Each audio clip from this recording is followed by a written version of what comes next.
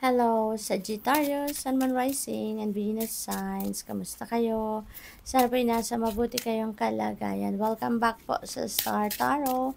Kung bago kayo rito, welcome din kayo. Thank you sa inyong support. I truly appreciate it. God bless you all.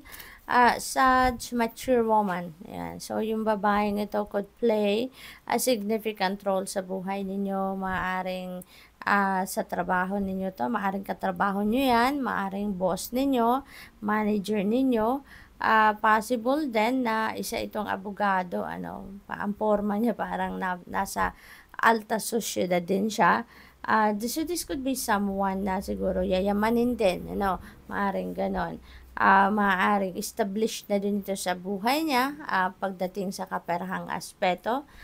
This could be your mom, this could be your grandma, auntie, maaaring ganon. And this person might play a significant role sa buhay ninyo sa ngayon. Maaaring nanay ninyo talaga to or mother-in-law ninyo, no? Kasi, or future mother-in-law. Kasi ang iba sa inyo maaaring ikakasal na, no? Maaaring nasa planning stage na. Ang iba sa inyo preparation for wedding details or probably talagang kumbaga naka-schedule natin kakasal na kayo, no? Kung hindi man ganun ang sitwasyon, baka ang iba sa inyo merong business partnership na papasukin. Baka marriage and business ito, okay?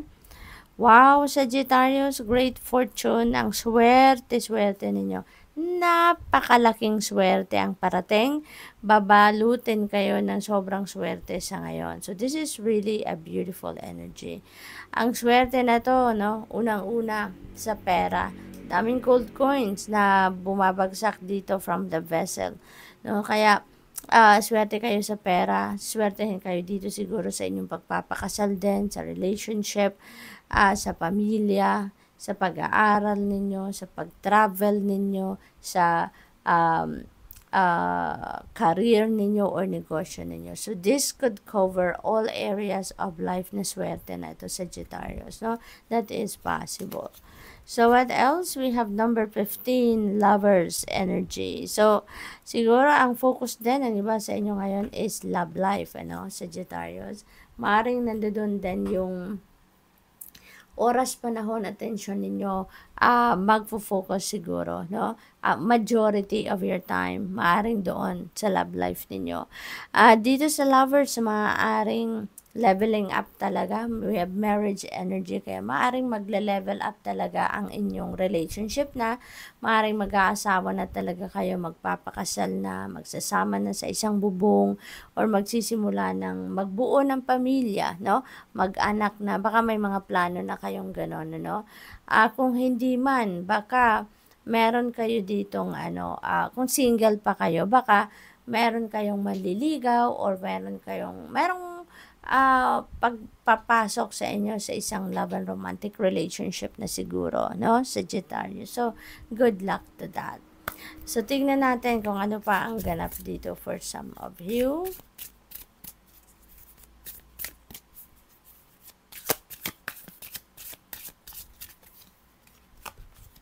We have angel number 1515. Ayan, the big break. Ayan, so, ang swerte ninyo sa ngayon. Swerte kayo talaga sa ngayon. Ito na yung big break na hinihintay ninyo. Breakthrough na hinihintay ninyo. Sabi dito, an opportunity, help, extra cash or support is coming your way. So, definitely, no? Dahil sa swerte din ninyo na yan.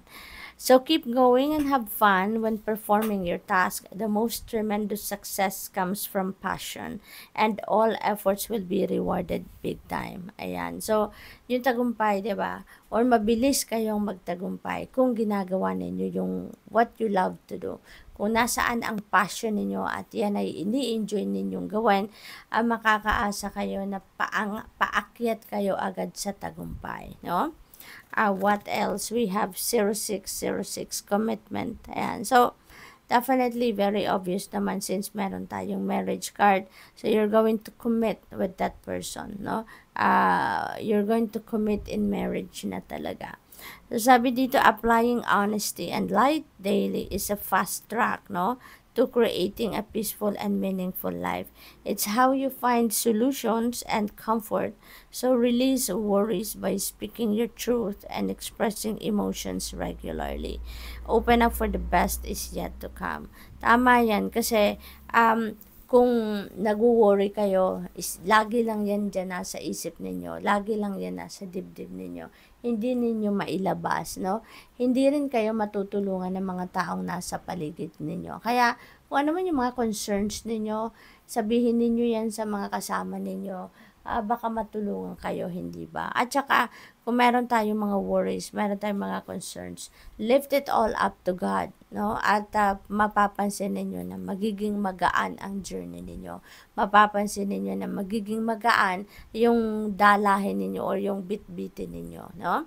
So, tignan natin kung ano pa ang ganap. We have angel number 7777. Ayan. So, number 7 also is a very lucky number. Tsaka 3, quadruple, no? Yung energy, doble-doble. So, sabi dito, perseverance, magsikap kayo, magtiyaga kayo, no? At pasasaan ba at ang pinaplanan ninyo will come to fruition. Sabi dito, there is a need of a change of perspective. Reflection is a must dito. Inner strength, kailangan ninyong patatagin ng inyong sarili. Gamitin ninyo yung wisdom ninyo na meron kayo sa pag-solve ng mga problema kung meron man, or sa pagtahak ng daan, ano, ninyo sa ngayon. And there is also enlightenment coming your way. So sabi dito, there is a need for a change of perspective on whatever has taken over you now. If you want to succeed, you need to keep going down the road you're on. Reach for the wisdom within, and then you'll just know what the right next step is. That's very true.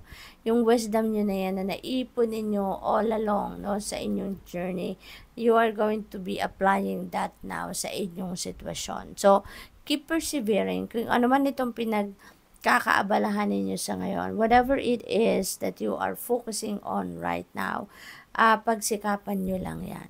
Okay? At gamitin ninyo yung mga lessons in life na nakuha nyo na in the past, yung wisdom ninyo, gamitin nyo kung ano ang alam ninyo sa mga nakaraang sitwasyon ninyo, apply it to your situation sa ngayon. Okay? So, good luck. Thank you for watching. Love and light. Namaste.